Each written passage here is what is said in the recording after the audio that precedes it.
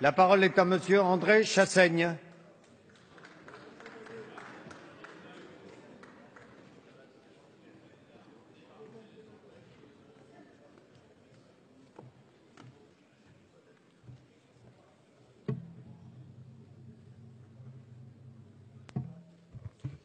Monsieur le Président, mes chers collègues, Messieurs les ministres, c'est avec émotion que je m'associe au nom de mon groupe à l'hommage unanime rendu aux soldats morts en Centrafrique.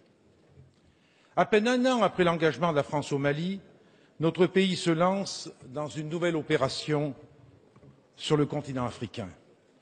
Après l'opération Serval qui devait s'achever en juillet dernier, le président de la République vient de déclencher l'opération Sangaris, qui se traduit par le déploiement de 1600 soldats français. Il s'agit de la 50e intervention française en Afrique subsaharienne depuis les indépendances d'il y a 50 ans.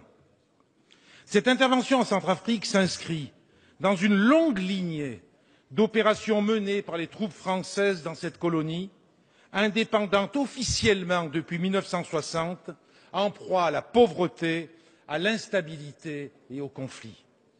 Autant d'interventions qui n'ont jamais permis de répondre aux maux qui gangrènent la Centrafrique.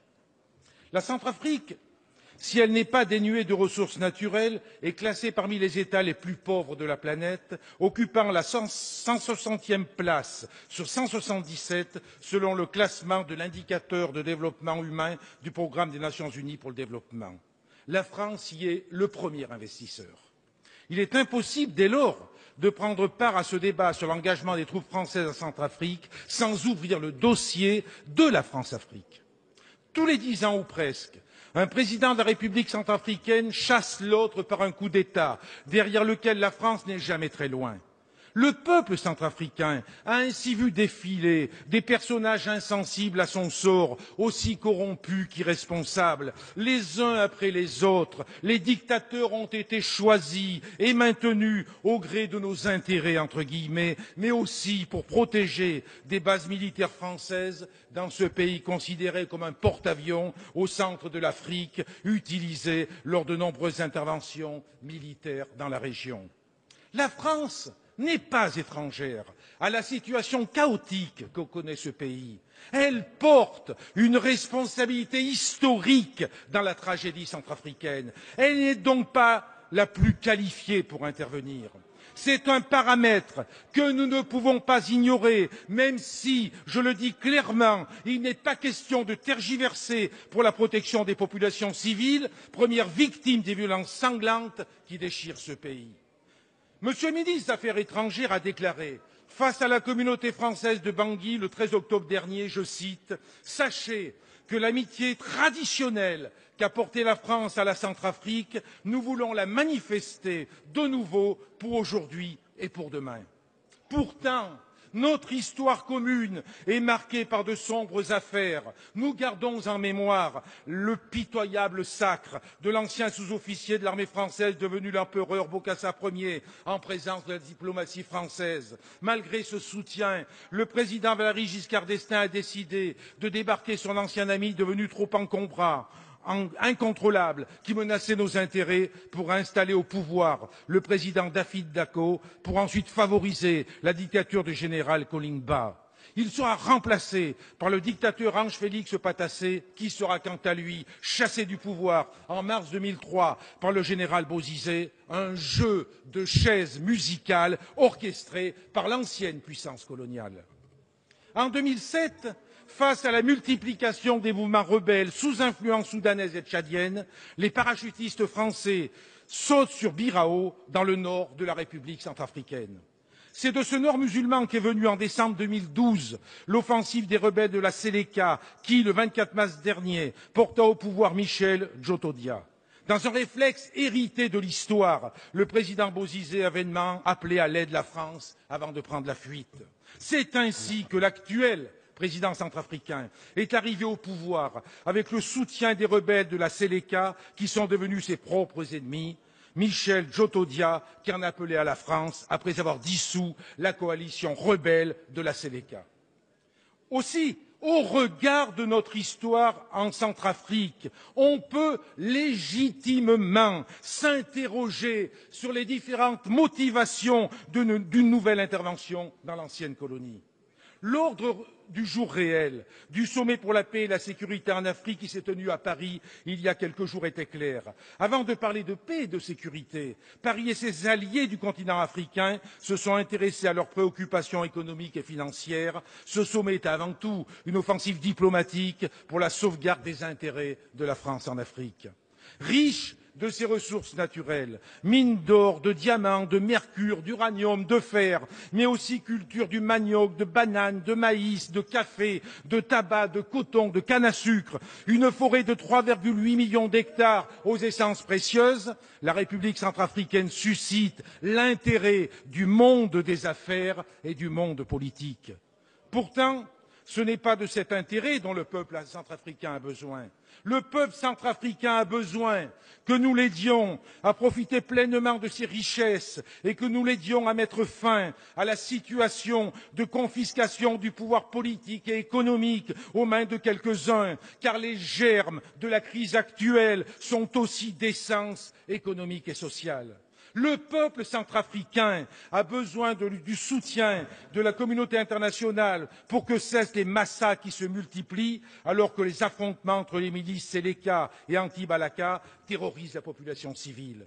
La terreur et la misère ont déjà poussé un demi-million de réfugiés dans des camps de fortune. Aussi, je le redis, il n'est pas question de tergiverser pour la protection des populations civiles.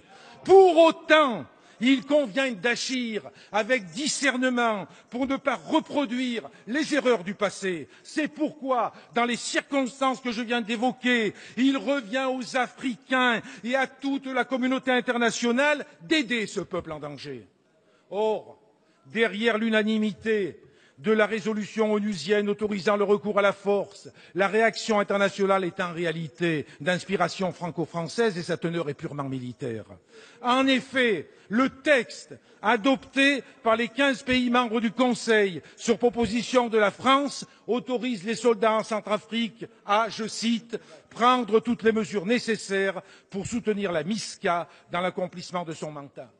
Dans ce cadre, la France va tripler son contingent sur place. L'Afrique demeure bien un terrain d'action militaire pour la France, ce qui fait d'ailleurs regretter à Amnesty International et à la Fédération internationale des ligues des droits de l'homme l'absence de mise en place plus rapide d'une véritable force de mission de la paix des Nations unies.